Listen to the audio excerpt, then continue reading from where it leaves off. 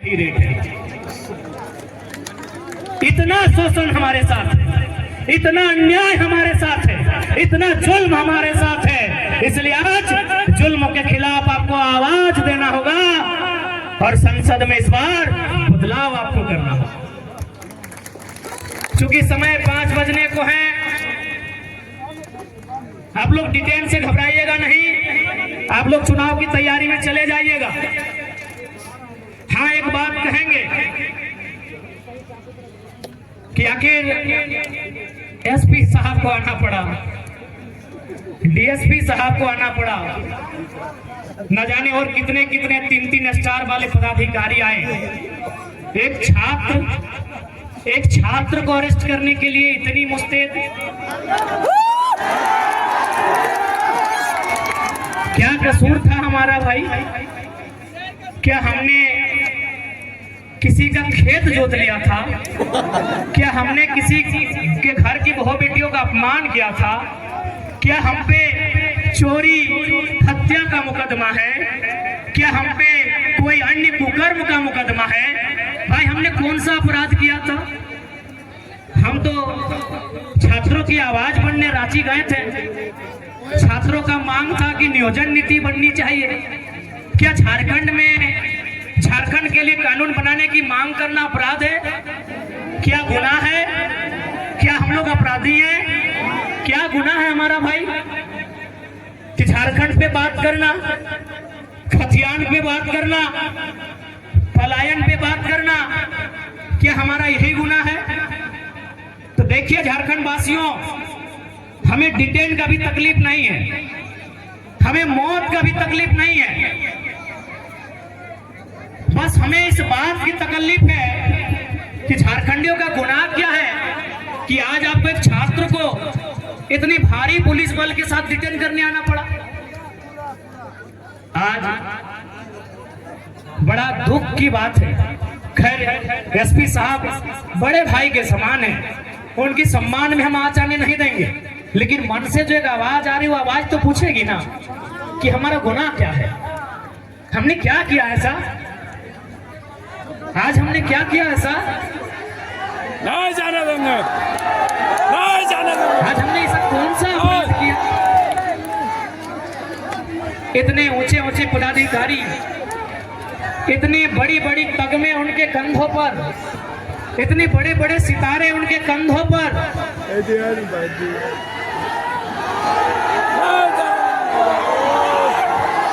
जब ये 2 साल पहले का केस था तो हे मान्यवर, आप कहाँ थे? किसके दबाव में थे? जब ये केस 2 सालों का था, जब ये केस 2 साल पुराना था, मान्यवर आप कहाँ थे? हे मान्यवर, हे महामहिम,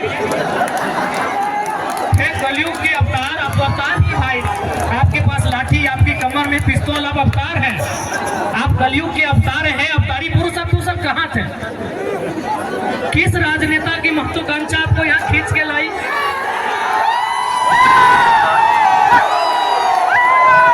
हे अवतारी पुरुषों, ये 2 साल क्यों आप अपनी मेहनत से यहाँ तक आते हैं? आप जनता को बेवकूफ बनाकर नहीं आते हैं, नेता बेवकूफ बनाते हैं। उनके सामने आप इतने गौण हो जाते हैं, आप इतने बौने हो जाते हैं, आप इतने मौन हो जाते हैं। तो सच में अगर आपको लगता है कि आज के नेता आपको काम करने अच्छा से नहीं दे रहे हैं, तो आपको विश्वास दिलाते हैं 24 में हमारी सरकार बनाइए, आपको सम्मान के साथ काम करने दिया जाएगा।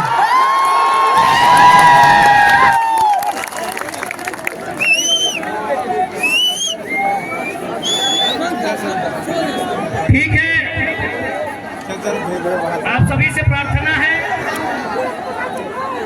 शांति व्यवस्था बनाए रखेंगे। लेकिन नोमिनेशन रद्द करने का धमकी बेकार दे रहे हैं। हम लोग संसद में जाना चाहते हैं, अपराधी मत बनाइए। चुनाव लड़ना उद्देश्य नहीं है, मकसद नहीं है, रद्द कर दीजिए। जाएंगे परस्पर झुमरा में हम लोग रहेंगे। सम्मानित मीडिया यहाँ है, एक सवाल हम पूछना चाहेंगे। आज 44 डिग्री का टेम्परेचर रहा, 45 डिग्री का टेम्परेचर रहा। क्या कोई शख्स ऐसा भी है जो ये कहेगा कि किसी ने उन्हें पैसा देकर इस रैली में बुलाया है? कोई है क्या जो पैसा लेकर इस रैली में आए हैं? नहीं ना मीडिया बंदो,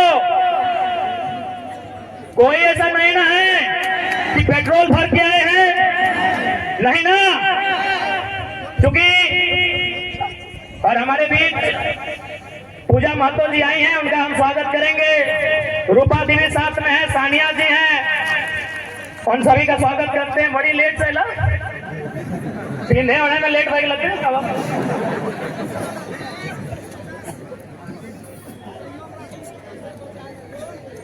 तो आज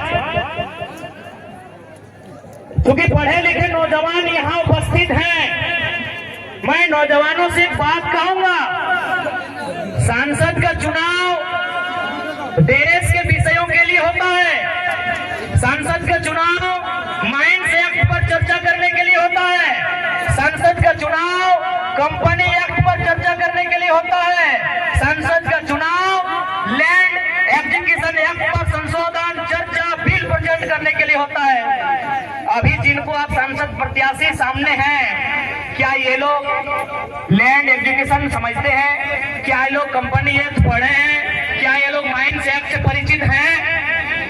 जब नहीं है तो आप कैसे उम्मीद करेंगे कि आपकी समस्याओं का वो निदान करेंगे? इसलिए आज युवा पीढ़ी को इस बात का रास्ता बनाना होगा कि आज राजनीति करने वाले लोग होने कैसे चाहिए। आज मैं साफ साफ कहना चाहूंगा, मीडिया बंधु सामने हैं, मैं आपको साफ साफ कहना चाहूंगा, मीडिया सवाल करती है कि यदि बाकी लोग जीतेंगे तो विशेष क्या होगा, और अगर टाइगर जयराम महतो जीतता है तो विशेष क्या होगा।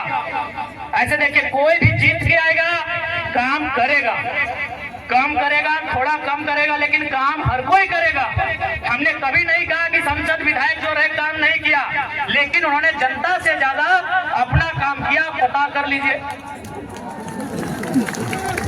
अब सवाल है कि वो जीत के आएंगे तो क्या करेंगे।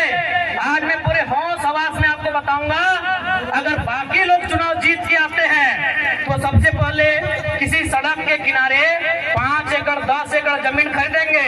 चंदन कैरी में खरीदा गया है, पता कर लीजिए। यदि वे लोग जीत के आएंगे तो सबसे पहले रोड के किनारे 5 एकड़ 10 एकड़ जमीन खरीदेंगे। उस जमीन में कोई कॉलेज बनाएंगे, कोई मॉल बनाएंगे, कोई अपार्टमेंट बनाएंगे, और उसकी चाबी अपना बेटा को देंगे, अपनी पुतों को देंगे, या अपने नाती पुतों को देंगे। लेकिन अगर जयराम महतो जीत के आता है तो एक बात मानिए, गांव का एक साधारण सा लड़का सांसद बनने का सपना देखेगा। आज के दौर में मुखिया बनना आसान नहीं है। अगर जयराम महतो जीत के आता है तो गांव का, गलियों का, खेतों की पगडंडियों का एक साधारण सा लड़का सांसद बनने का सपना देखेगा, और उस सपने को साकार करने के लिए संघर्ष भी करेगा। अभी आपको तय करना है। और सबसे खास बात हम कहना चाहेंगे, क्योंकि हमने पहले ही कहा है कि नेता बदलने से देश नहीं बदलेगा, पार्टी बदलने से देश नहीं बदलेगा, विचार बदलने से देश बदलेगा। और हम लोग सबसे पहला काम, यदि हम संसद गिरिडीह लोकसभा से जीत कर आते हैं तो आज ऊपर सूर्य को नमन करके, नीचे धरती को वंदन करके, यहीं से पारसनाथ को अभिनंदन करके ये वचन देते हैं कि यदि चुनाव जीत गए तो आज के डेट में एक सांसद की तनख्वाह सैलरी 2,91,000 है। हम लोग 75% गांव के चौपाल में जाएंगे, वहां चर्चा करेंगे कि खर्चा कहां करना है। हम लोग संसद की सैलरी 75% जनता के बीच दान करेंगे। और एक बात आपको आश्वस्त करेंगे, क्योंकि आज किसी भी नेता के बारे में बता कीजिए, आज वो कहते हैं वो गरीबों के नेता है, वो मजदूरों के नेता है। अरे जितना दाम आपके बहियार खेत का नहीं है, उनके बाथरूम का है। आपका नेता कैसे हुआ? वो कैसे आपका नेता हुआ बताइए। इसलिए हम इस बात की भी घोषणा करेंगे, यदि कभी भविष्य में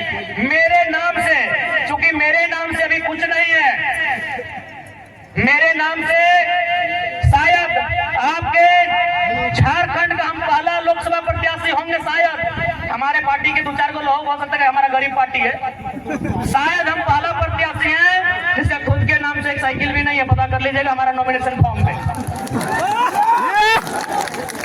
हमारा खेती बाड़ी चित्तरपुर पंचायत टोला मानदार के अंतर्गत आता है। हम लोग का जो बाप दादा का संपत्ति है, आज पूरे होश हवस में कहते हैं अगर भविष्य में हम चुनाव जीतते हैं और मेरा अगर 1 इंच जमीन भी मेरे जिला से बाहर रहेगा, मां कसम वोट मत दीजिएगा अगला बार। सोच से भारत बनेगा, नए सोच से नया भारत बनेगा, नए व्यवस्था परिवर्तन से नया भारत बनेगा। इनकी घटिया सोच से भारत कभी नहीं बनेगा। हम पूरे होश हवस में कहते हैं, क्योंकि मैं बार बार कहता हूं पारसनाथ को साक्षी मानते हैं। हालांकि कुछ लोग पारसनाथ का नाम सुनते हैं और हालत खराब होने लगता है, होने दीजिए। है भाई मेरा गार्जियन है तो है तो है, तभी तो गरज के अकड़ के चलते हैं।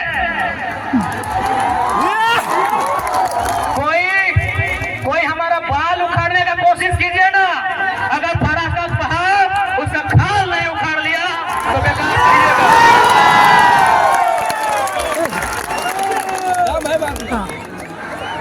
है भाई है हमारा गार्जियन, हमारे कोई गॉडफादर नहीं खड़ा है, हमारे पीछे कोई विधायक सांसद नहीं खड़ा है, हमारे पीछे हमारा इतिहास, हमारी आस्था, हमारी परंपरा, माटी राज पारासर पहाड़ खड़ा है।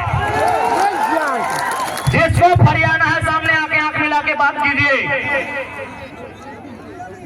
इसलिए आज आपको हम संदेश देंगे कि 1 इंच भी जमीन अगर मेरे क्षेत्र से बाहर आप सुनेंगे, हम आपसे वादा करते हैं, हम अगर आप प्रमाण दे देंगे, हम दोबारा आपके पास सिर्फ वोट मांगने नहीं जाएंगे। आज 25 जून का दिन होगा, 25 जून एकदम भरकर गर्मी का महीना, माफ कीजिएगा 25 मई का दिन होगा, एकदम शनिवार का दिन होगा और सूरज का प्रकोप होगा। आप गर्म से झुलसते हुए आपके बदन में आग का गोला बरसेगा, आपके सर से आपके बदन से पसीना टपकेगा। आप 2 घंटा कतार में खड़ा होंगे, आप 2 घंटा कतार में खड़ा होकर वोट करेंगे। एक बात बताइए, इतनी आग जैसा गर्मी को अपने शरीर में झेलकर अपने बच्चों के लिए वोट करेंगे या सांसद प्रत्याशी जो हैं उनके बच्चों के भविष्य के लिए वोट करेंगे? आज बहुत सारे लोग हमें कहते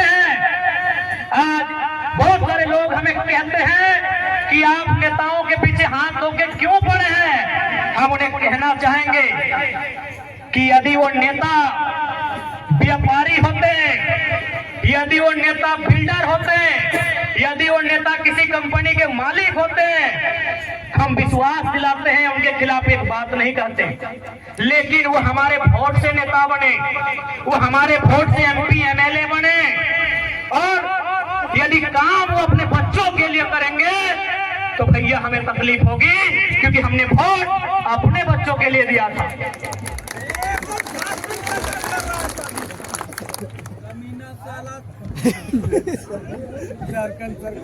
उसके